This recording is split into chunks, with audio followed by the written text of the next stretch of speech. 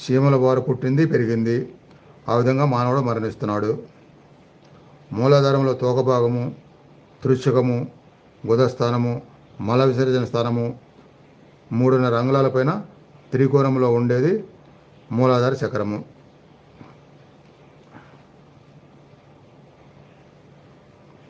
అంటే నిజంగా చక్రము కాదు, అనేక నాడులు కలిసిన నాడీ కేంద్రము.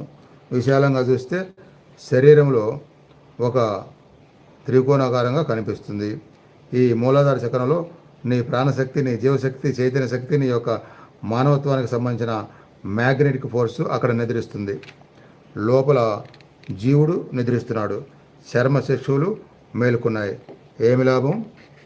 హృదయగత జీవుడు, చిన్మయ జీవుడు, ప్రాణగత జీవుడు మేలుకొనాలిరా నాయన. దానిని మేలుకొలుపు. అది జాగ్రత్త.